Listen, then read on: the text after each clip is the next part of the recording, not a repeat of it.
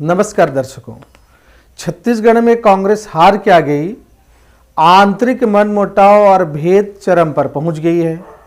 इस्तीफा की बात करें तो सिलसिला लगातार जारी है, एक के बाद एक।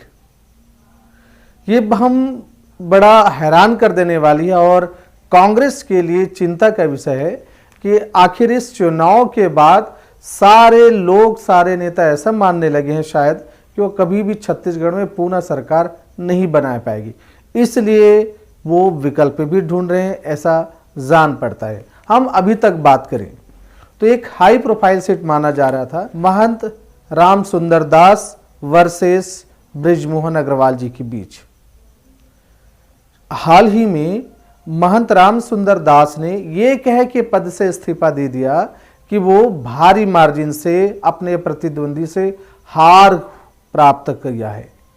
अब भला बताएं कि हार जीत तो लगा रहता है, पर उन्होंने यह कहते हुए नैतिक जिम्मेदारी समझते हुए अपने पद से इस्तीफा दे दिया, अपने प्राथमिकता सदस्य से उन्होंने इस्तीफा दे दिया। पत्रकारों ने पूछा कि आपने इस्तीफा क्यों दिया, क्या इसे हम राजनीतिक संन्यास समझें? तो उसने कहा ऐसा कुछ नहीं। फिर सवाल पूछा गया कि क्या आपको किसी और पार्टी में आप जाने की कोई इच्छा जाहिर या मनसा बना रहे हैं? तो उसने कहा ऐसी कोई विचार नहीं है। नहीं है का मतलब क्या है, आप बड़े अच्छे से समझ रहे हैं।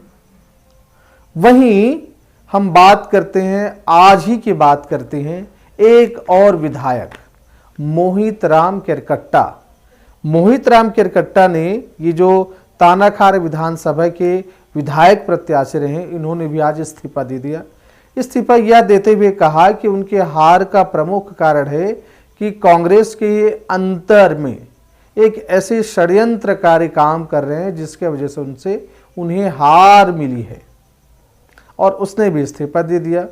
खैर, ये बात अलग है कि महामंत्री के मान मनोवल के बाद उन्होंने बड़ी मुश्किल से वापस तो ले लिया, लेकिन कब तक?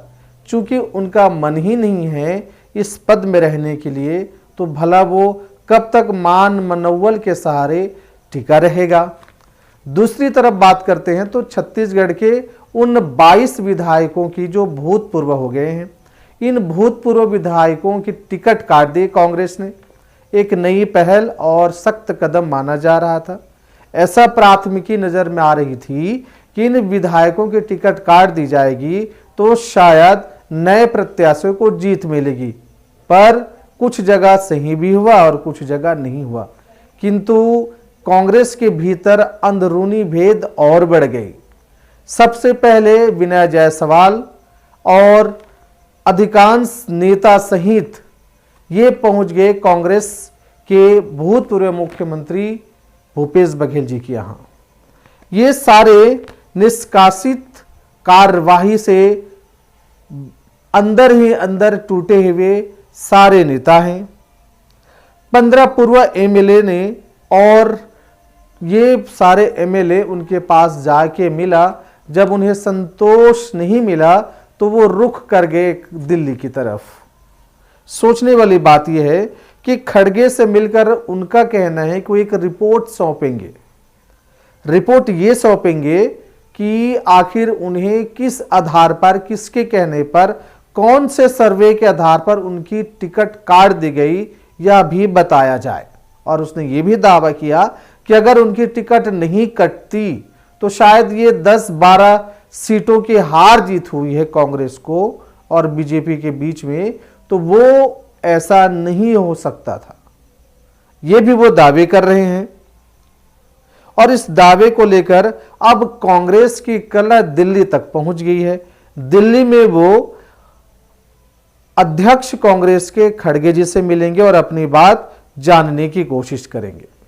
ये सारे वे मंत्री, लगभग 15 भूतपूर्व एमएलए की बात कर रहे हैं जो छत्तीसगढ़ में बात नहीं बन पाई कांग्रेस के बीच में, तो वो दिल्ली पहुंच गए। और ये 15 पूर्व एमएलए वहां जाकर, विनय जायसवाल के भी नाम इसमें आते हैं, और ये जाकर के वहां बात करने की कोशिश कर रहे हैं कि आखिर क्यों उनके टिकट काट दी गई है।